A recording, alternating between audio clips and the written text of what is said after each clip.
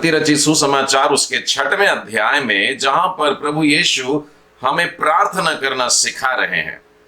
और आज जिस वाक्य पर हम मनन करने वाले हैं वो है 11वां वचन। हमने इससे पहले 9वें वचन पर, 10वें पर, 11वें पर आज हम लोग मनन करेंगे। और ये कहता है, हमारे दिन भर की रोटी आज हमें दे। परमेश्वर से इस खास प्रार्थना के लिए, ये प्रार्थना वो वाली प्रार्थना है जो हम सब लोग करते हैं, बच्चे करते हैं, बड़े करते हैं, जवान करते हैं, और जिनको बाइबल का बहुत कुछ नहीं मालूम है उनको कम से कम बाइबल की ये वाली प्रार्थना जरूर मालूम है। तो वचनों में जाने से पहले मैं अपने आप को परमेश्वर पिता के हाथों में सौंपता हूं। प्यारे प्रभु जी, सहायता करिए, आपके पवित्र आत्मा के द्वारा मेरे होठों को छू लीजिए, और जो भी कुछ मेरे मुंह से निकलता है एक एक शब्द ताया हुआ हो। प्रभु, आपकी आत्मा के अनुसार जो भी आवश्यक है आज केवल वही बातें निकलें। हे प्यारे परमेश्वर पिता, जितने भी लोग इकट्ठा हैं आपके पवित्र वचनों के द्वारा छू लिए जाएं, और होने दीजिए प्यारे परमेश्वर पिता कि आज के वचन हमारे जीवन में एक नई स्फूर्ति प्रदान करने वाला वचन बन जाए। हे प्यारे परमेश्वर पिता, आगे के संपूर्ण समय को आपके पवित्र हाथों में सौंपते हैं और प्रार्थना प्रभु यीशु के नाम में मांगते हैं, सुनो ग्रहण कर, आमीन।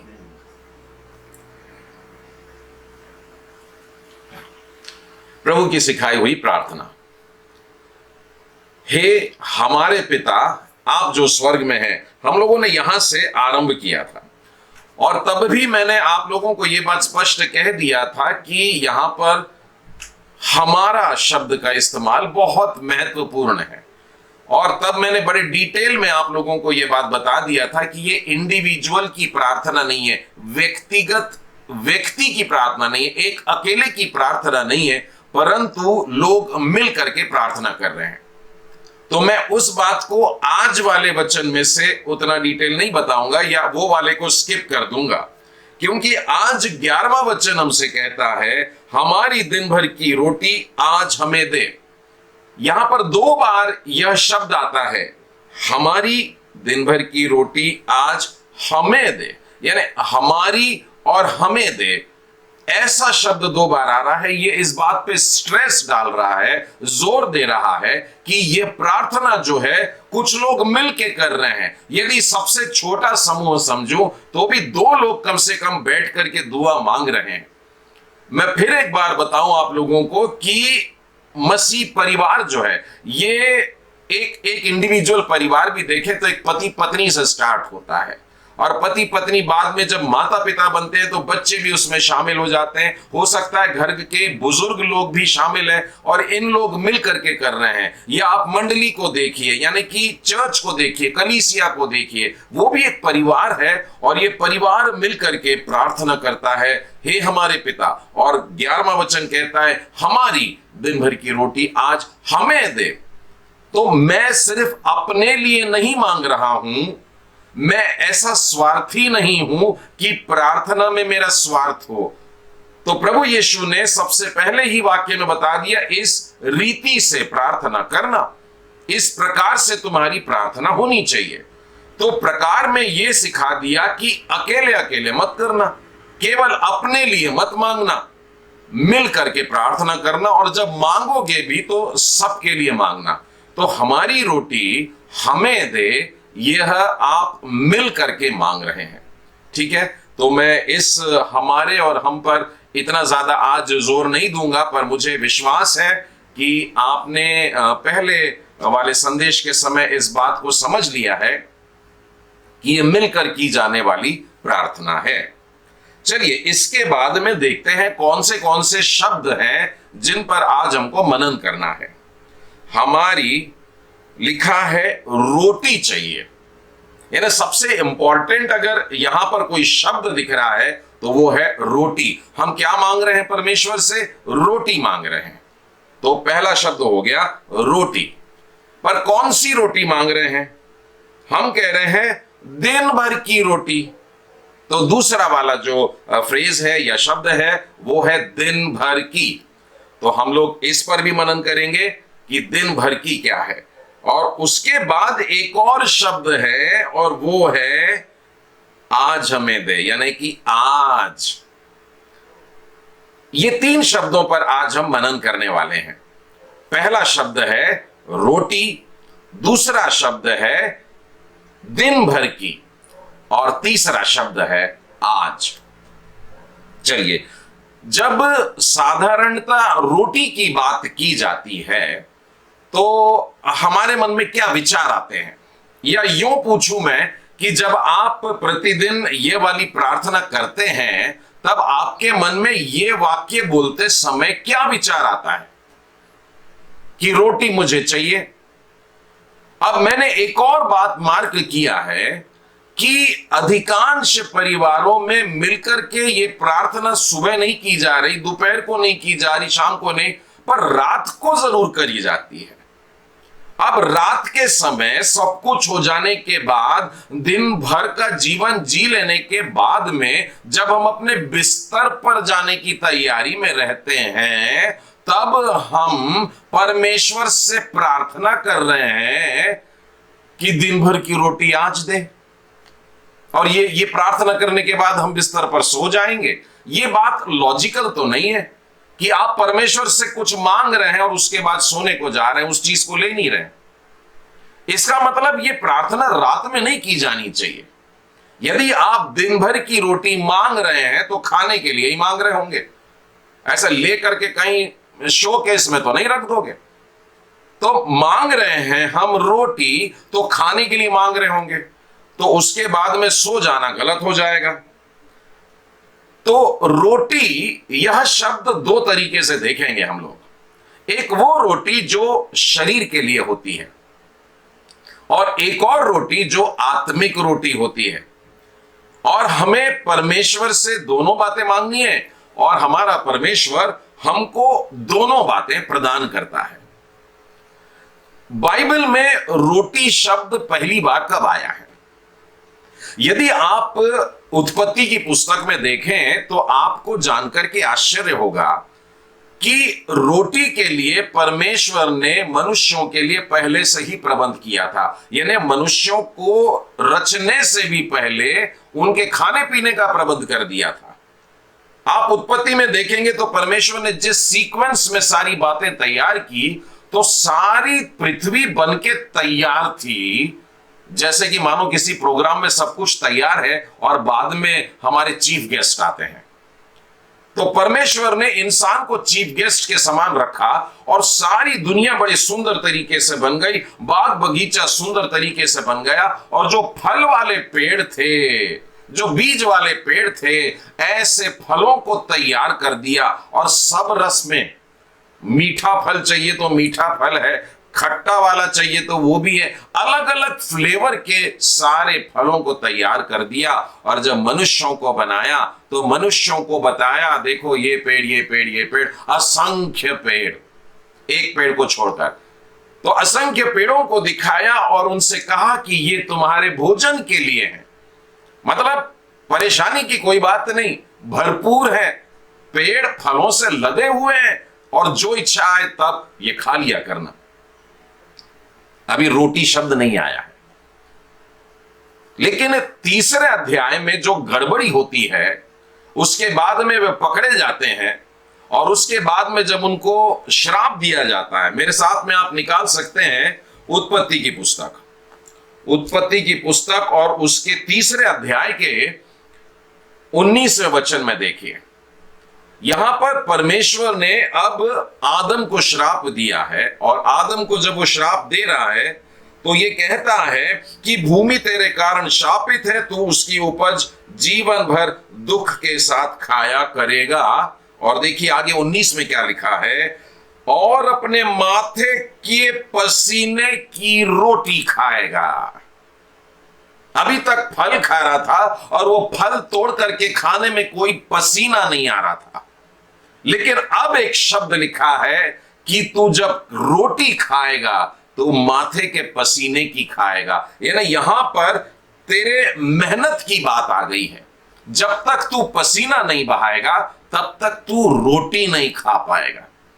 और बड़ी विचित्र बात है, परमेश्वर ने इसके साथ भी कहा वो भी तेरा जो खाना होगा बड़े दुख के साथ में होगा। तो मेहनत हमारे जीवन में एक बेहद जरूरी बात बन जाती है, तब कहीं जाकर के रोटी मिलती है। एक छोटी सी घटना बताना चाहता हूं। नागपुर शहर में गर्मी का मौसम बहुत भयानक होता है। लोग गर्मी में नागपुर नहीं आना चाहते हैं। यहां की जो गर्मी होती है, एक बड़ी भयानक लू चलती है। तो ऐसे ही गर्मी के दिन थे और हम सड़क से कहीं जा रहे थे, तो सड़क के उस पार हमको एक रिक्शा वाला दिखा। अब जो पुणे साइड के लोग हैं वो ये वाली बात को नहीं समझ पाएंगे, वहां पर साइकिल रिक्शे मैंने देखे नहीं चलते हैं, और नागपुर में अभी भी साइकिल रिक्शे चलते हैं। ये मुझको तब मालूम पड़ा जब मैं पुणे गया हुआ था।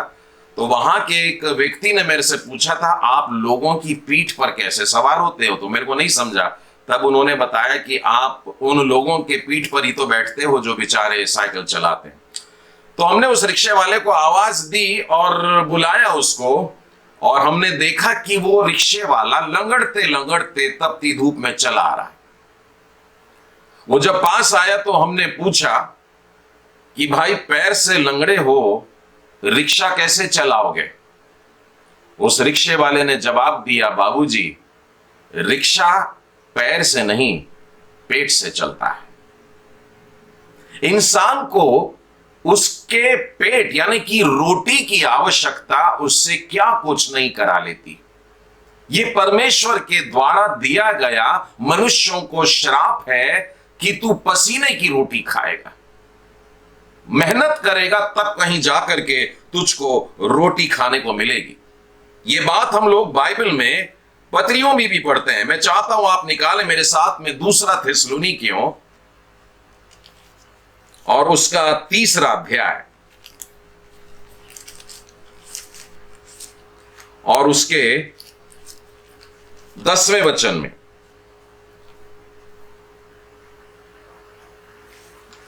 2 थिस्सलुनीकियों उसका 3 अध्याय और 10वां वचन।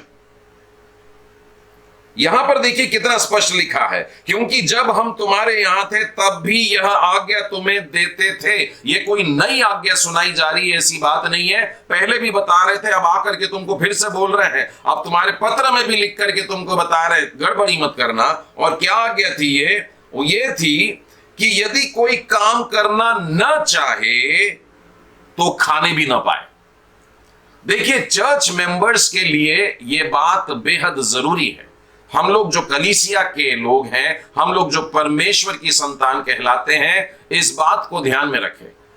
मैंने शनिवार के दिन भी बच्चों के साथ में एक क्लास ये भी लिया था कि आलस्य नहीं चलने वाला, बैठे रहोगे ये नहीं चलने वाला, हाथ पे हाथ धर करके बैठे रहोगे, बिल्कुल भी परमेश्वर इस बात को सहन नहीं करता है। और परमेश्वर के जनों के जीवन का यह नियम है कि काम नहीं करोगे तो वो खाना भी नहीं खा पाएंगे। पौलुस अपने जीवन में, वे जानते हैं, सेवकाई का काम करते थे, लंबा सफर करते थे, इधर उधर घूम फिर करके जाते। आप प्रेरितों के काम और उसके 14वें अध्याय के शुरू के भाग को अगर देखोगे तो वहां आपको अक्विला और प्रिस्किला का वर्णन मिलेगा। और ये लोग इटालिया से भगाए गए थे, वहां पर जो राजा आ गया था उसने सारे यहूदियों को भगा दिया था, और तब ये लोग यहां आकर के रह रहे थे और अपना काम किया करते थे, तंबू बनाने का। तब पौलुस भी इनके साथ में रह करके, प्रचार का काम भी चल रहा है, लेकिन उनके साथ में गेस्ट करके नहीं रहता था, परंतु उनके साथ में रहते हुए तंबू का काम करता, तंबू सिलने का काम करता था। अर्थात परमेश्वर के लोग भी सेवा में आने के बाद भी काम किया करते हैं, और काम करने के बाद में वे अपनी रोटी खाते हैं। तो बेशक जब हम प्रार्थना करते हैं तो हम अपने इस बात के लिए प्रार्थना कर रहे हैं जो हमारी रोज की आवश्यकता है, रोज की रोटी है जो हमें चाहिए, और वो हम परमेश्वर से मांगते हैं। ये हमारे बेसिक नीड्स में आती है। और मत्ती के 6वें अध्याय में ही अगर आप आगे के भाग में चलें तब आप ये पाएंगे 25 वचन से आगे, मत्ती 6:25, इसलिए मैं तुमसे कहता हूं कि अपने प्राण के लिए यह चिंता न करना कि हम क्या खाएंगे क्या पिएंगे, और अपने शरीर के लिए कि क्या पहनेंगे। क्या प्राण भोजन से और शरीर वस्त्र से बढ़कर नहीं। मनुष्यों के लिए कहते हैं बेसिक नीड्स में 3 चीजें होती है, रोटी और कपड़ा और मकान। और मैं जानता हूं इस दुनिया में बहुत से लोग हैं जिनके पास में मकान नहीं है पर फिर भी रह लेते हैं। यानी दो चीजें जरूरी हो गई, मकान को कट कर देते हैं। आज दो चीजों में यानी रोटी और कपड़ा, मैंने ऐसे भी लोग देखे हैं जो नंगे हैं फिर भी जी रहे हैं, तो दूसरा पॉइंट भी कट हो गया।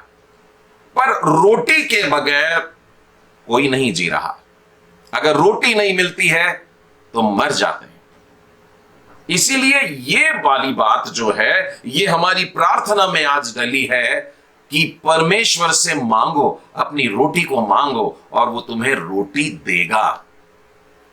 इस वचन के आगे में लिखा है कि परमेश्वर उनका भी ख्याल रखता है। आकाश के पक्षियों को देखो, 26वां वचन, वे ना तो बोते हैं, ना काटते हैं और ना खत्तों में बटोरते हैं, फिर भी तुम्हारा स्वर्गीय पिता उनको खिलाता है। क्या तुम उनसे अधिक मूल्य नहीं रखते? तो यानी ये प्रार्थना चिंता के साथ में नहीं करना है। रोटी दे दे प्रभु जी, और रोटी चाहिए, हम ऐसे उदास मुंह बना के नहीं, पप्पा से मांग रहे हैं और हमारे पप्पा को हमारी चिंता है, तो हम अपने पिताजी से मानो हक से, जैसा बेटा अपने पापा से मांगता हो एक अच्छी चीज और उसके पापा उसको वो प्रदान करते हैं। मैं आपको प्रकाशित वाक्य के 7वें अध्याय में लेकर के चलता हूं और वहां पर उसके प्रकाशित वाक्य 7 और उसके 16वें वचन में से बताता हूं। देखिए यहां पर यह अध्याय शुरू होता है, 1,44,000 जो यहूदी लोग थे, 12,000 हर गोत्र में से आए हुए हैं, और उसके बाद एक बड़ी भीड़ जो सिंहासन के सामने खड़ी है, और ये सारे लोग मानो स्वर्ग में पहुंच गए हैं। और ये वे लोग हैं जो अपने वस्त्रों को यीशु के लहू से धो चुके हैं। यानी हमारी ये जो दौड़ चल रही है, रेसिंग का लास्ट पॉइंट जहां पर फीता कट जाएगा और हम उस ओर रहेंगे, वो यही वाली भीड़ है, सिंहासन के सामने जाके खड़े रहेंगे। और देखिए वहां पर क्या लिखा है, 16वां वचन कहता है, वे फिर भूखे और प्यासे ना होंगे। यानी हम जिस देश में जा रहे हैं, जो हमारा स्वर्ग राज्य है, हमारा परमेश्वर के सिंहासन के सामने खड़े रहना, वहां पर इस रोटी का प्रयोजन नहीं, इस रोटी की आवश्यकता नहीं होगी। वहां पर हम इस तरीके से प्रभु से नहीं बोलेंगे हमें रोटी चाहिए, हमें भूख लगी, हमें प्यास लगी, इस प्रकार की बात नहीं होगी। तो परमेश्वर पिता को धन्यवाद दें और अपने जीवन में जो कुछ हमने पाया है, हमारी शारीरिक आवश्यकताओं के पूरे करने वाले परमेश्वर को धन्यवाद दें। रोटी का दूसरा वाला अर्थ होता है वचन। परमेश्वर का जो वचन है यह वास्तव में रोटी है। और एक बहुत सुंदर उदाहरण आपको मत्ती के 4थे अध्याय में, जहां पर प्रभु यीशु के पास में शैतान आता है और उस समय आता है जब वो बहुत भूखा हो जाता है। प्रभु यीशु ने एक लंबा उपवास रखे हैं और लिखा है कि उस समय के अंत में वहां पर परखने वाला पास में आता और बोलता है, यदि तू परमेश्वर का पुत्र है तो कह दे कि ये पत्थर रोटियां बन जाएं और फिर उसके बाद खा लेना। लेकिन प्रभु यीशु यहां पर एक वचन बोल के बताते हैं। मैं शनिवार की क्लास में बच्चों को वचन याद कराता हूं और मुझे बेहद खुशी है, बहुत खुशी है कि बच्चों ने लगभग, यानी अभी 40 के ऊपर हो रहा होगा, 40 के ऊपर वचनों को याद कर लिया है। और माता पिताओं को विशेष बताना चाहूंगा कि बच्चों ने पिछले वीक में इफिसियों 6, 1, 2 और 3 भी याद किया है। और हमारी प्रार्थना है और आप लोग भी प्रार्थना करते रहिए कि बच्चों के अंदर ये वचन घुस जाए। जैसे डॉक्टर कोई इंजेक्शन देता है ना, जब तक दवाई अंदर नहीं घुसती है और अंदर जाकर के खून में फैलती नहीं है तो वो दवाई काम नहीं करती है। तो हमने शनिवार को बच्चों को आत्मिक इंजेक्शन दिया है, और ये वचन अपने माता पिता को आदर करने के लिए, और ये धीरे धीरे उनके अंदर शुरू होगा। ये वचनों को याद करना, प्रभु यीशु को वचन याद करना बहुत अच्छा लगता था, और उन्होंने व्यवस्था विवरण की जो बातें पढ़ी थी वो याद किया था और वो मुख पाठ किया था। तो जब शैतान ने बोला तो उन्होंने वो वचन वैसा की वैसा बोल करके बता दिया कि मनुष्य केवल भाकरी ने नवे, रोटी से नहीं परंतु परमेश्वर के मुख के निकले हर एक वचन से जिंदा रहेगा। तो पहले के उदाहरणों में हमने देखा कि हमारे जिंदा रहने के लिए रोटी की जरूरत है, लेकिन बाइबल में प्रभु यीशु ने हमसे यह कहा है कि मनुष्य अगर जिंदा रहना चाहता है तो केवल यह रोटी नहीं परंतु जीने के लिए वचन की आवश्यकता होती है। वचन रोटी है और परमेश्वर के मुख का निकला हुआ एक एक वचन हमको इस प्रकार से सामर्थ प्रदान करता है कि हम उसे खाएं और जीवित रहें।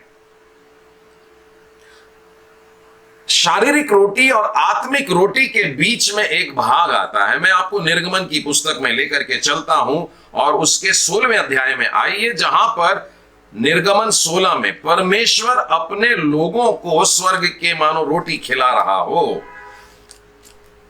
निर्गमन 16 में हम पाते हैं कि लोग जितना कुछ पैक करके निकले थे वो सब कुछ खत्म हो गया है और अब उन्हें रोटी चाहिए, उन्हें कुछ खाने के लिए चाहिए। तो यहां पर परमेश्वर ने प्रॉमिस किया है। 16वें अध्याय के 12वें वचन में देखिए क्या बात है। इजराइलियों का बुड़बुड़ाना मैंने सुना है, उनसे कह देना कि शाम के समय में तुम मांस खाओगे पर भोर के समय में मैं तुमको रोटी दूंगा। अब आप समझे, मैंने आपको थोड़ी देर पहले बोला था कि यह प्रार्थना रात वाली प्रार्थना नहीं होना चाहिए, यह सुबह वाली प्रार्थना होना चाहिए। अब परमेश्वर जो रोटी देता है वो किस रीति से दे रहा है, ध्यान से सुनिए। ये लोग मांस के लिए भी जिद कर रहे थे तो कहा ठीक है मैं शाम को मांस दूंगा, पर रोटी कब दूंगा ये देखिएगा। वहां पर बहुत स्पष्ट लिखा है, परमेश्वर ने कहा भोर को तुम रोटी से तृप्त किए जाओगे। और ये रोटी कब बरसती थी मालूम है? अर्ली मॉर्निंग, यानी सूर्योदय अभी होने का ही है और परमेश्वर ने उन्हें रोटी दे दी। और ये लोग जब अपने तंबू से नींद से बाहर निकलते थे तो बाइबल बताती है कि ये लोग बाहर आकर के देख करके पहले दिन तो एकदम चौंक गए और कहने लगे ये क्या चीज है। तो उनको बताया जाता है, मूसा उनसे कहता है यह वह भोजन वस्तु है जिससे यहोवा ने तुम्हें खाने को दिया है। ये वो वाली वस्तु है, ये वो वाली भोजन वस्तु है जो परमेश्वर तुम्हें देता है। और उसके लिए उन्होंने शब्द लिया मन्ना। पर एक बात मैं यहां पर आपके ध्यान में लाना चाहता हूं कि मन्ना रोज खाना पड़ता है। परमेश्वर ने एक नियम बना करके रखा था कि हर घर में जितने लोग हैं उनके हिसाब से नाप करके भोजन लेना। मतलब सुबह उठ करके मन्ना बीनना है। यह भी एक मेहनत का काम है। देखिए, उत्पत्ति का श्राप अभी गया नहीं। अगर कोई आलसपना करेगा और पड़ा रहेगा और बोलेगा मैं अभी नहीं बीनता, तो आपको मालूम है क्या मन्ना का क्या होता था? अगर वो थोड़े देर के बाद, अगर सुबह 6 बजे ना उठे, सूरज के साथ में ना उठे और 9 बजे 10 बजे 11 बजे हा करके अगर बाहर निकले, जब तक सूरज चढ़ जाएगा, तो निर्गमन का 16वां अध्याय और उसके 21वें वचन में लिखा है, वे भोर को प्रतिदिन अपनी आवश्यकता के अनुसार खाने के लिए बटोर लेते थे, परंतु जब धूप कड़ी हो जाती थी तब वो गल जाता था। इसका मतलब यह है कि मन्ना अगर खाना है, और अभी हम देख रहे हैं कि परमेश्वर का वचन है, ये अगर खाना है तो अर्ली मॉर्निंग यानी कि सुबह सुबह खाना है। अगर सुबह सुबह नहीं खाएंगे तो क्या होगा? तो बाइबल बताती है मन्ना सूरज चढ़ने के बाद में नहीं रहता था, और डेजर्ट में तो सुबह 8 बजे के बाद से सूरज चढ़ गया, समझो दोपहर के 12 बजे तक तो रुकने की बात है ही नहीं। और इसीलिए हम बच्चों को यह सिखाते हैं कि प्रतिदिन सुबह उठ करके आप फ्रेश हो जाओ, मुंह हाथ धो लिए, ब्रश कर लिए, सबसे पहला काम बाइबल पढ़ोगे। और सारे बच्चों को हम ये आदत लगा रहे हैं। मैं माता पिताओं से निवेदन करता हूं, सीबीसी में करीब करीब 50 बच्चे जुड़े हुए हैं और 50 से भी ज्यादा हैं, कुछ अभी तक उनके नंबर्स के साथ में आ रहे हैं, चुपचाप रहते हैं। तो 50 बच्चों के लिए प्लीज प्रार्थना करिए कि इन्हीं दिनों में से परमेश्वर उनको अपने इतने करीब रखें कि ये वचनों में मजबूत जीवन बिताने लगे। इन्हें हम आदत डलवा रहे हैं कि रोज सुबह उठकर नाश्ता, मतलब शारीरिक खाना खाने से पहले आत्मिक भोजन होना चाहिए, तब कहीं जाकर के परमेश्वर का वचन या मन्ना काम करेगा, अन्यथा नहीं। वो गला हुआ सड़ा हुआ जो रहेगा वो आप मुंह में नहीं डाल पाओगे। तो बाइबल का यह नियम है कि प्रत्येक घर में अगर 2 जन है तो 2 नाप खाना उठाओ, और अगर 4 लोग हैं, मम्मा पापा बेटा बेटी, इस तरीके से 4 लोग अगर हैं तो 4 माप खाना उठाना पड़ेगा, ये नियम है। और हर एक को उसके उसके भोजन के हिसाब से रहेगा। और यह भी लिखा था कि अगर तुम उसमें खाना ज्यादा बटोर लोगे, किस लिए? परमेश्वर पर अविश्वास नहीं करना। अगर तुमने बटोर लिए ज्यादा, क्या मालूम कल रोटी बरसे ना बरसे, तो वो तुम रखोगे तो रात भर में उसमें कीड़े लग जाएंगे। परमेश्वर पर इतना विश्वास रखिए कि प्रति भोर को उठ करके परमेश्वर से प्रार्थना करें कि हे हमारे पिता, हमारी दिन भर की रोटी आज हमें दे। आज जीवन जीने के लिए मुझे जो ताकत चाहिए वो वाले वचन आज तू मुझको दे। मुझको ऐसा तृप्त कर दे, मुझको ऐसी सामर्थ से भर दे कि आज का दिन भर मैं जीता रहूं। और कल के लिए परमेश्वर का प्रॉमिस है, कल को एक नई आशीष दूंगा, एक नया आशीर्वाद तेरे लिए, एक नई सामर्थ्य तेरे लिए है। तू कल की सुबह उठ करके फिर मांगना और मैं कल तुझे फिर दूंगा। प्रतिदिन की एक नई आशीष परमेश्वर का प्रॉमिस है। पर अगर आपको लगता है आज जो मैंने सामर्थ पाई है उसमें से आधा उंडेल करके 10 में से 5 लोगों को चंगाई दे देता हूं, 5 की सामर्थ थोड़ी सा रख लेता हूं पास में। परमेश्वर ने आपको 5 वचन बताए हैं, रिवीलेशन दिया है, प्रकाशन दिया है, और आप कहते हैं मैं 2 वचन पब्लिक को सुनाता हूं, 3 अपने पास रख लेता हूं, कल सुनाऊंगा। तो ये बासा हो जाएगा, ये काम नहीं आएगा। कल के दिन आप जब खड़े हो जाएंगे तो बासे में से कुछ ना निकल पाएगा। परमेश्वर पर विश्वास रखिए, प्रतिदिन जो पाते हैं प्रतिदिन बांटिए, और देखिए प्रतिदिन आपके बर्तन को परमेश्वर किस तरीके से उमड़ता हुआ भरता है। रोज भरिएगा। तो ये नियम था मन्ना खाने का, परमेश्वर के वचनों को खाने के लिए। मैं इसके लिए बार बार यही शब्द दे रहा हूं मन्ना, क्योंकि चर्च में भी जब हम वचन की तरफ जाते हैं तो अक्सर पास्टर्स अनाउंस करते हैं आज का हमारा मन्ना अब हम लोग खाएंगे। इसमें एक बात और बताना चाहता हूं कि प्रत्येक मनुष्य अपने नाप के हिसाब से बटोर करके रखेगा और प्रतिदिन करने का है। अब नियम बताते हैं सबत के दिन काम नहीं करने का है, लेकिन परमेश्वर ने आश्चर्यकारी रीति से एक दिन पहले डबल उंडेला, और वो खराब नहीं होता था परंतु अगले दिन पूरा चलता था।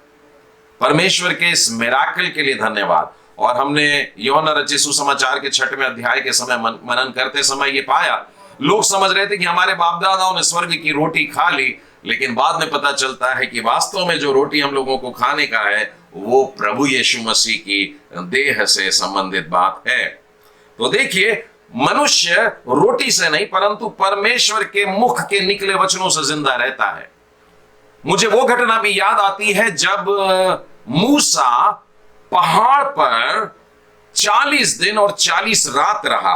और देखिए आप वहां पर लिखा है व्यवस्था विवरण और उसके 9वें अध्याय के 9वें वचन में, व्यवस्था विवरण 9:9 में वहां पर लिखा है, मूसा पत्थर की पटियाओं को जो यहोवा से उसने बांधी थी लेने के लिए पर्वत के ऊपर चढ़ गया। तब 40 दिन और 40 रात पर्वत ही के ऊपर रहा और मैंने न तो रोटी खाई न पानी पिया। ये उसके गवाही के शब्द है। इसी प्रकार का वर्णन निर्गमन में भी हम लोगों को मिलता है, लेकिन यहां गवाही के रूप में वो बता रहा है मैंने 40 दिन और 40 रात वहां पर बिताया, परमेश्वर के सामने बैठ करके बिताया, परमेश्वर की बातें सुनते हुए बिताया, और 40 रात 40 दिन मैंने कुछ खाना नहीं खाया और पानी भी नहीं पिया। तो मनुष्य जिंदा कैसे रहता है? परमेश्वर की अगर हम सुनते रहते हैं तो जिंदा रहते हैं। मनुष्य केवल रोटी से नहीं परंतु परमेश्वर के मुख के निकले वचन से जिंदा रहता है। उसी प्रकार से आप एलिया नबी के बारे में अगर देखें तो पहले राजा और उसके 19वें अध्याय में आप पाएंगे। देखिए, एक ही छोटे से पैसेज में आपको शारीरिक रोटी और आत्मिक रोटी भी मिल जाएगी। वहां पर एलिया सो गया था जाकर, एक्चुअली वो भाग रहा था, छुप रहा था, लेकिन परमेश्वर आकर के उससे बात करता है और परमेश्वर का दूत उससे कहता है ले रोटी खा ले। उसको जगाता है और बोलता है रोटी खा, और वो रोटी खाता है और खा करके बड़ा आराम उसको महसूस होता है। उसको फिर नींद आती है, वो फिर से सो जाता है। लेकिन उसके बाद में उसे जगाया जाता है और कहता है कि तू अब इस रोटी को खा, क्योंकि इसके बल पर तुझे एक लंबी यात्रा करनी है। अभी अभी खाना खाए हैं, अब बताइए इतने समय से भागा दौड़ी करके आए और खाना मिल गया तो आपने कैसे खाए? अरे भरपूर खाए, इतना भर लिए कि अब और खाना नहीं जम रहा, यानी आंखों में जैसे नशा आ गया नींद का, और वो सो जाता है लिखा है। खाना खाते खाते तुरंत सो गया, यानी पेट भर करके खाया, लेकिन उसके बाद में जब बोला नहीं उठ फिर से खा, ये वो वाली रोटी थी जो पेट में नहीं जाने वाली थी, ये उसके आत्मा में समाने वाली रोटी थी, क्योंकि इसके बल पर तू अभी लंबी यात्रा करेगा। और वो लंबी यात्रा उसकी 40 दिन और 40 रात की थी। वो दौड़ता हुआ परमेश्वर से बात करने को चला गया। ये वाला भाग अगर आप उस पहला राजा और उसके 19वें भाग में पढ़ेंगे तो बड़े सुंदर रीति से समझाया गया है। तो हमने देखा कि रोटी मतलब दो तरीके से ले सकते हैं, एक तो शारीरिक रोटी, अन्न की रोटी जो हमारे पेट में जाती है, और दूसरी बात हमने देखे कि यह परमेश्वर का वचन होता है। रोटी से तात्पर्य एक और बात होती है, और वो है हमारी एकता, हमारा मिलकर के रहना, हमारी फेलोशिप। जो क्रिश्चियन फेलोशिप होती है वो रोटी तोड़ने में नजर आती है। पेंतकुस्त का दिन, प्रेरितों के काम उसका 2 अध्याय, और उसके बाद में 3000 लोगों का जोड़ा जाना, और उसके बाद में कलीसिया का बढ़ना, और उसके बाद में लिखा है कि वे वचन को सुनते, उपदेशों को सुनते और मिलकर के रहते, सारी वस्तुएं साझी की थी, और वो संग में रोटी तोड़ा करते थे। वहां पर 3-4 बातें जो आई हैं, और उनमें से वचन की बात इंपॉर्टेंट रही, और उसके साथ में रहा है वे मिलकर के रोटी तोड़ते थे। मतलब उनके साथ में एकता थी। उनके लिए लिखा है उनकी कोई भी वस्तु उनकी अपनी नहीं थी, परंतु साझे की थी। एक बड़ी फैमिली, यानी अभी तक 120 लोग थे, 120 के बाद में हुए 3000 लोगों की एक फैमिली बन गई। उसके बाद में अगले अध्याय में 5000 लोगों की एक फैमिली बन गई, और इस रीति से ये फैमिली बढ़ती गई, बढ़ती गई, बढ़ती गई। ये लोग मिल करके रोटी तोड़ा करते थे। तो फेलोशिप जो है, सहभागिता जो है, ये यहां पर प्रकट होती है।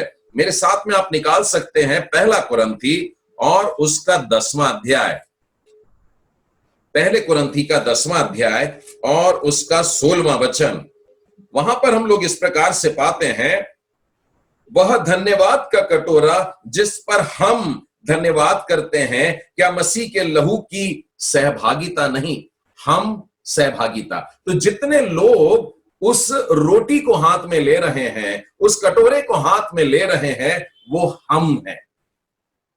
ध्यान रखिएगा, जब हम लोग वेदी के पास में जाते हैं और प्रभु भोजन की बात कर रहा हूं, वैसे समय आपके मन में क्या रहता है? बाइबल कहती है अनुचित तरीके से नहीं लेना, और बड़ी लंबी सूची अनुचित तरीके से लेने वालों की। लेकिन बहुत से लोगों को मालूम नहीं है। उसमें से एक ये है कि लोग जब उस वेदी के पास में जाएं और आप ये वाले से थोड़ा सा हटके, ये वाले के साथ झगड़ा, और वो वाला, और वो, अरे वो आगे चला गया है, मैं अभी वाली पंगत में नहीं जाऊंगा, मैं बाद में लूंगा। ये सहभागिता है, ये फेलोशिप है प्रभु यीशु मसीह की देह और लहू के साथ। हम लोग सब मिलकर के एक हो जाते हैं। तो रोटी क्या दर्शाती है? हमारी एकता को बताती है। और उसी रीति से आप देखेंगे मत्ती के 26वें अध्याय में आइए और उसके 20वें वचन में, मत्ती 26 और उसका 20वां वचन।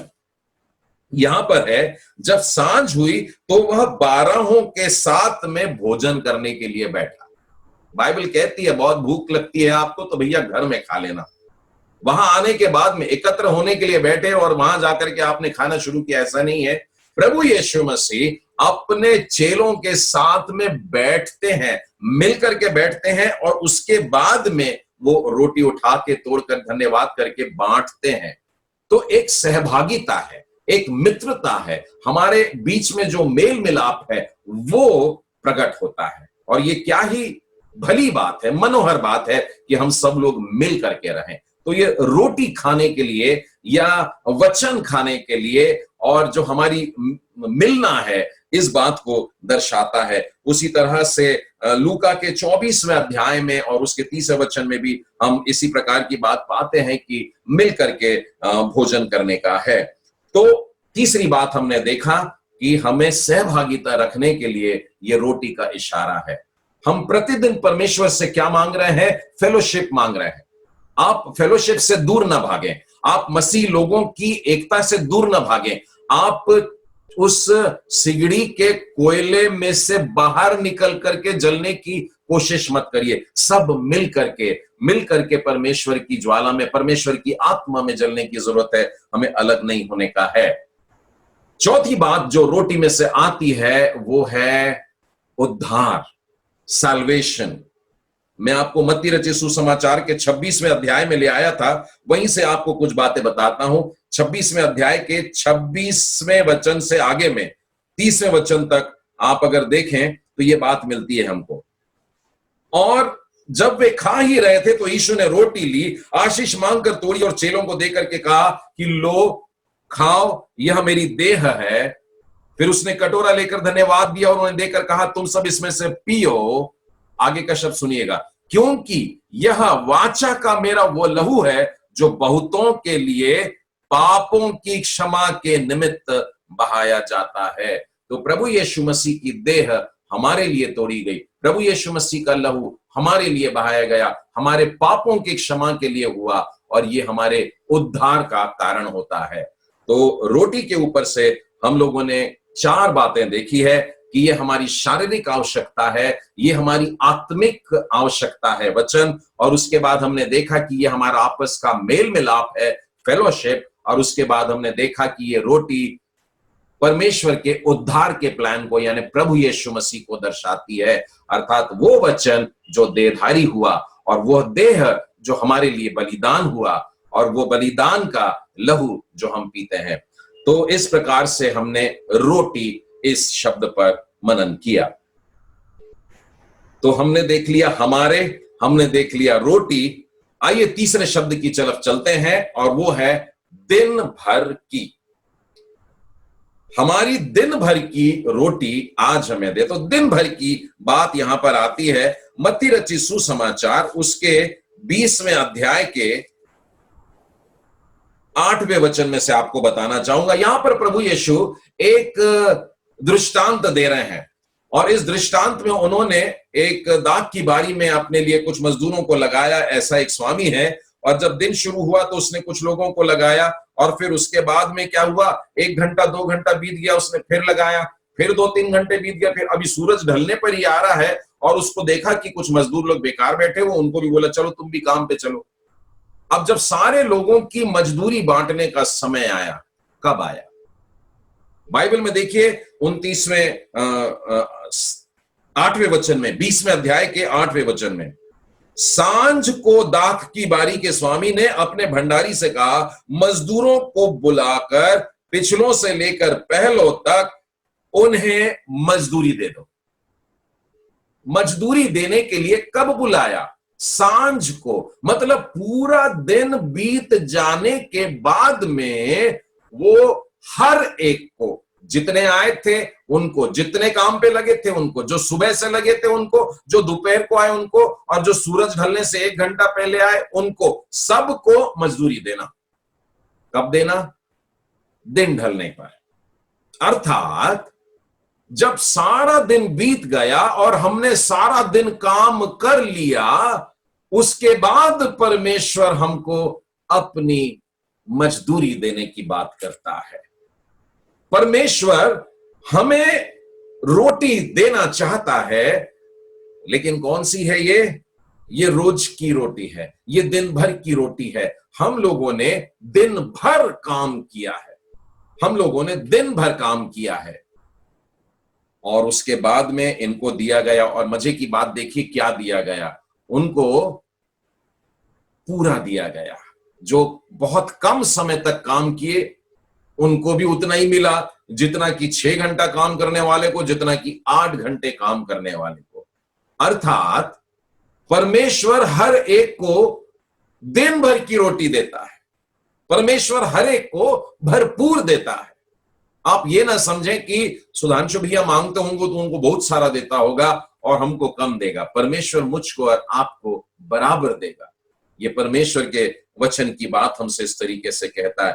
यदि आप लूका रचित सुसमाचार उसके 2 अध्याय में अगर देखें तो वहां पर आप पाएंगे कि प्रभु यीशु मसीह के जन्म का वर्णन है और वे मंदिर में जाते हैं। और मुझको एक घटना याद आ रही है शमौन की। वहां पर 2 बुजुर्ग लोग मिलते हैं, उनमें से एक शमौन है और दूसरी एक फनुएल की बेटी है।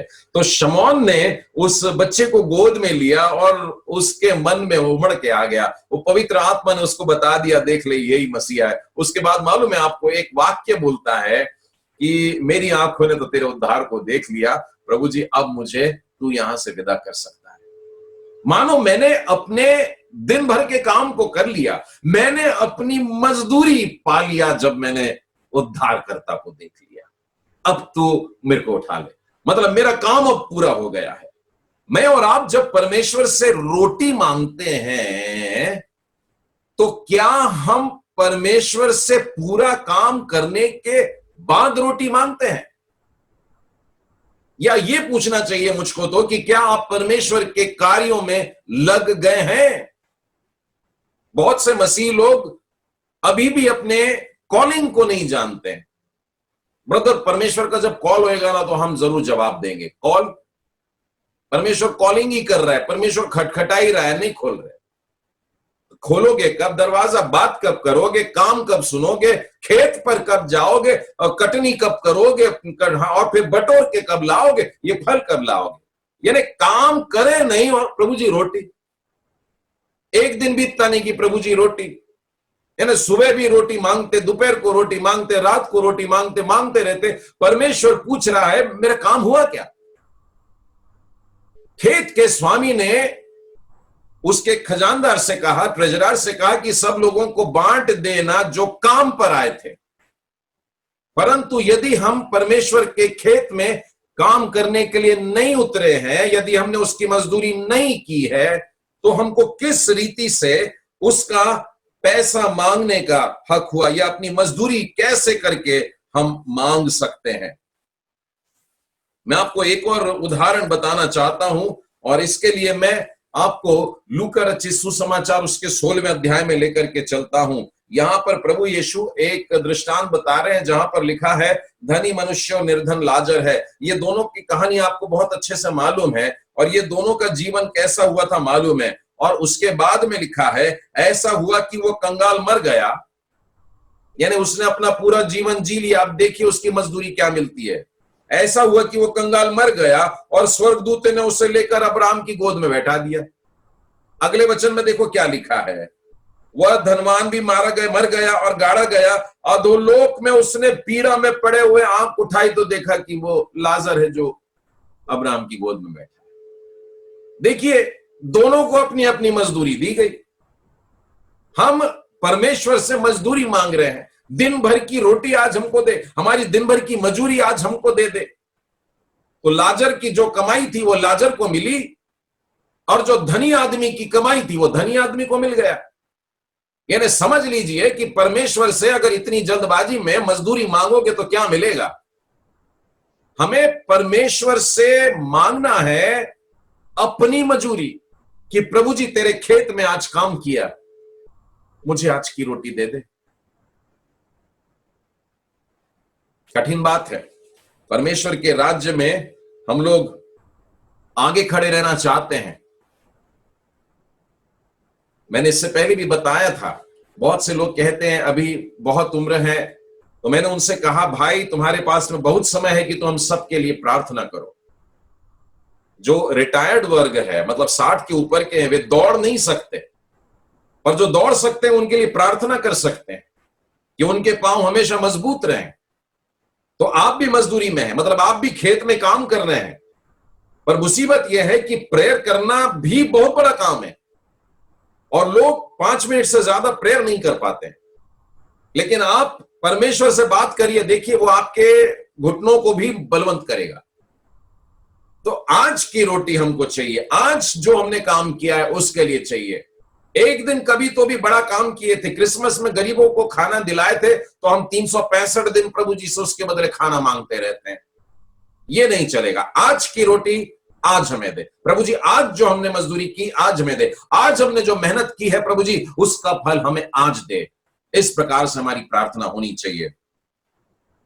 चलिए, आज जो आखिरी शब्द है उसमें कि दिन भर की रोटी आज हमें दे, तो वो आज पर भी थोड़ा सा 5 मिनट का समय बिता लेते हैं। मेरे साथ में चलिएगा निर्गमन की पुस्तक और उसके 14वें अध्याय में। निर्गमन की पुस्तक उसके 14वें अध्याय में एक बहुत ही ड्रामेटिक सीन है।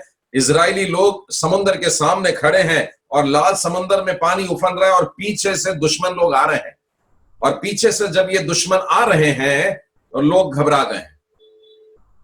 मूसा प्रार्थना करता है, परमेश्वर उसको जवाब देता है। अब देखिए 13वें वचन में क्या लिखा हुआ है। 13वें वचन में लिखा है, मूसा ने लोगों से कहा, डरो मत, खड़े खड़े वो उद्धार का काम देखो जो यहोवा आज तुम्हारे लिए करेगा। ये शब्द पर गौर करिए कि परमेश्वर करेगा, इससे दिलासा नहीं मिलने वाली थी। कि परमेश्वर कुछ करने वाला है, इससे भी दिलासा नहीं मिलने वाली थी। लेकिन परमेश्वर आज करेगा और अभी करेगा, इस प्रकार का यह शब्द है। डरो मत, खड़े खड़े उद्धार का काम देखो जो यहोवा आज तुम्हारे लिए करेगा।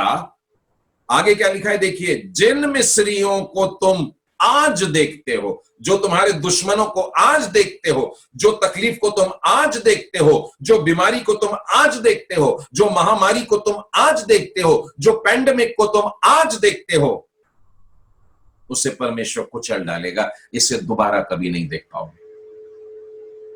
आज हम परमेश्वर से रोटी मांगे। हमारी प्रार्थना इस विश्वास से हो कि हमारा दुश्मन आज खत्म होने वाला है, हमारे लिए परमेश्वर आज मार्ग खोलने वाला है। यह समुंदर है, लेकिन इसके नीचे से जो रास्ता है वो आज मिलने वाला है। और वो लोग उसी रात को होकर के समुंदर में से जाते हैं, दूसरी तरफ पहुंचते हैं, और पीछे दुश्मन लोग उसी समंदर में डूब करके मर जाते हैं। यह परमेश्वर का प्रॉमिस था कि मैं आज तुम्हारे लिए करता हूं। ये फ्यूचर का कोई प्रॉमिस नहीं बता रहा है। ये बाद में 100 साल, 200, 1000 साल के बाद करेगा वाला प्रॉमिस नहीं है। परंतु परमेश्वर मांगने वालों को आज की रोटी आज प्रदान करता है। मैं पुराने नियम से एक और उदाहरण देना चाहूंगा, ये भी आप सब लोग जानते हैं। पहला शमूएल और उसका 17वां अध्याय। इस 17वें अध्याय में हम जानते हैं कि दाऊद गोलियत से लड़ने के लिए जा रहा है। बहुत लंबा चौड़ा अध्याय, लेकिन पूरी कहानी आपको मालूम है। मैं सीधे वचन पर आता हूं। 46वां वचन देखिए, पहला शमूएल 17वां अध्याय और उसका 46 वाला वचन। आज के दिन यहोवा तुझको मेरे हाथ में कर देगा। और ये कब बोल रहा है मालूम है? जब पलिश्ती ने, उस गोलियात ने चिल्ला चिल्ला करके बोला, मैं तेरे को ऐसे मसल डालूंगा और ऐसे ऐसे हवा में उड़ा डालूंगा, गिद्धों को खिला दूंगा, कुत्ते खा लेंगे, ऐसे करके। यानी तेरी कोई कीमत नहीं। यानी इतना डिमोटिवेट कर रहा है कि तू लड़ भी नहीं सकेगा, मैं तेरे को यूं खत्म कर दूंगा। लेकिन परमेश्वर की आत्मा में होकर के दाऊद क्या चिल्लाता है? बोले आज। उस वचन में जो पहले उसके मुंह से निकला वो था आज। वो गोलियत को, अपने दुश्मन को हराने के लिए बोलता है आज। आज वो काम होगा। क्या होगा? आज के दिन यहोवा तुझको मेरे हाथ में कर देगा और मैं तुझको मारूंगा और तेरा सिर तेरे धड़ से अलग कर दूंगा, और मैं आज के दिन पलिश्ती सेना के शव आकाश के पक्षियों को आज। हम में से कितने लोग जब प्रार्थना करते हैं तो परमेश्वर से कहते हैं आज? रटी हुई प्रार्थना में तो हम रोज बोल रहे हैं, हमारे दिन भर की रोटी आज हमें दे। पर कौन गौर करता है कि मैंने परमेश्वर से इस विश्वास से मांगा है, मैंने दुश्मनों से लड़ लिया, मैंने शैतानों के सामने सीना तान करके खड़ा हो गया, आज होगा। एलिया नबी ने जब बाल देवताओं के पुजारियों को चैलेंज किया था, वो आज का चैलेंज था। यानी मैं मांगूंगा तो मेरा परमेश्वर आग देता है, दे सकता है, देगा आज। मैं और आप परमेश्वर से रोटी मांगते हैं मेरे मित्रों, और हम मांगते हैं कि आज हमें दे। ये आज बताता है मेरा विश्वास कितना है। जब ये प्रार्थना करते हैं तो एक एक शब्दों पे बेहद गौर करने की जरूरत है। नए नियम में से एक उदाहरण बताता हूं, यह भी आप लोगों का बहुत चिर परिचित उदाहरण है, और यहां पर लूका के 23वें अध्याय में लेकर चलता हूं। और 23वें अध्याय में प्रभु यीशु क्रूस पर हैं, और क्रूस पर वे एक कुकर्मी से बात कर रहे हैं। उनके दाएं और बाएं कुकर्मी लटके हुए हैं, और उसमें से एक ने गुजारिश की कि हे यीशु, जब तू अपने राज्य में आएगा तो मेरी सुध ही लेना। जब तू आएगा तब तू सुध ही लेना। अब तू कब आएगा? 2000 साल बीत गए उसके आने में। लेकिन प्रभु यीशु उसको एक विश्वास और सांत्वना का शब्द देता है। और वो ऐसा सांत्वना था, एक ऐसी शांति थी कि उसके मरती देह में जान आ गई। अब तो मैं मृत्यु को भी सह लूंगा। और वो वाक्य क्या था मालूम है? यीशु ने उस मरते हुए आदमी से कहा, मैं तुझसे सच कहता हूं कि आज आज ही तू मेरे साथ स्वर्गलोक में होगा। तू मेरे साथ होगा, आज ही होगा, और आज तू मेरे साथ में स्वर्गलोक में होगा। ये बेहद शांति का वचन था। मेरे प्रियो, हम लोग ये पूरी प्रार्थना जो बोलते हैं, अगर रटी रटाई प्रार्थना बोलते हैं तो ये सारी बातें दिमाग में नहीं आती। जब आप रोटी बोलते हैं तो कौन सी रोटी बोलते हैं? वो जिसको खाने के बाद आपको फिर भूख लगेगी। प्रभु यीशु के लिए सुखार नाम के गांव में गए थे चेले। यूहन्ना के 4 अध्याय में आप पढ़िएगा तो वहां पता लगेगा, यीशु कुएं पर बैठे थे और चेले कहां गए हैं? तो बोले गांव में गए हैं खाना लाने के लिए, और वो भी खाना मोल लाने के लिए, मतलब खरीद करके कुछ रोटी लेंगे, रोटी खाएंगे और फिर भूखे हो जाएंगे। लेकिन यहाँ पर वो रोटी और वो जल है जिसको खाने के बाद ना कोई भूखा रहेगा ना कोई प्यासा रहेगा। इस बात पर गौर करिए कि प्रभु यीशु का हमें काम दिन ही दिन में करना है। जितना समय हमारे पास में मिला है दिन भर में करने का है। जब ये चेले लोग लौट करके आए और यीशु से कहा, रब्बी कुछ रोटी खा ले, हमने तेरे लिए रोटी लाए। बोले रहने दो। यीशु ने कहा, मेरे पास में वो वाली रोटी है जिससे तुम नहीं जानते। 34वें वचन में लिखा हुआ है यूहन्ना 4 में कि मेरा भोजन यह है कि मैं अपने भेजने वाले की इच्छा को पूरा करूं, उसके सौंपे हुए काम को पूरा करूं। आज हमारी रोटी कौन सी है? आज हम जब परमेश्वर से रोटी मांगते हैं तो क्या मांग रहे हैं? यहां ऐसा कुछ भर दें, या आप परमेश्वर से मांग रहे हैं, प्रभु जी एजेंडा दीजिए कि मैं आज क्या काम करूं? आप रोज सुबह उठ करके परमेश्वर से कहिए, प्रभु जी बता कि मुझे आज क्या करना है, ये मेरी आज की रोटी होगी। यीशु ने कहा, जब मैं परमेश्वर का काम करता हूं तब मैं तृप्त होता हूं। और जो ऐसा करके प्रार्थना करते हैं वे वास्तव में आज की रोटी आज पाते हैं, वे प्रतिदिन की रोटी पाते हैं, वे दिन भर की रोटी अपनी मजदूरी को उसी दिन पाते हैं। मेरे प्रियो, ये इच्छा है और मेरी प्रार्थना है कि इन 6-7 वाक्यों पर मनन करने के बाद फिर पहले वाले तरीके से हम दुआ न मांगे, परंतु परमेश्वर से दिल से, आत्मा से, सच्चाई से मांगे। आइए हम प्रार्थना करें। सर्वशक्तिमान, दयालु, अनुग्रहकारी, विलंब से क्रोध करने हारे परमेश्वर, आज की इस शाम में आपके इन पवित्र वचनों पर हम लोगों ने मनन किया और बहुत अद्भुत रीति से प्रभु जी आपने बेहद गहरी बातों को हम पर बताया। हम इन वाक्यों को कितने हल्के से बोल जाते हैं कि हमारी आज की रोटी हमको दे दे, लेकिन इसके पीछे कितनी बड़ी जिम्मेदारी की बात है, कितनी भयानक बात है। ये वो रोटी हम मांगते हैं मानो हम प्रभु यीशु के देह को स्मरण करते हैं जो तोड़ी जा रही है। हम प्रभु यीशु मसीह के बलिदान को और उसके द्वारा मिलने वाले उद्धार को स्मरण करते हैं। प्रभु जी, आज के बाद जब जब हम आपसे रोटी मांगे तो हमसे रोज बताइएगा प्रभु जी कि आज हमें क्या काम करना है, ताकि हम वो काम करें और आपसे वो फल पाए, मजदूरी पाए और तृप्त हो जाएं।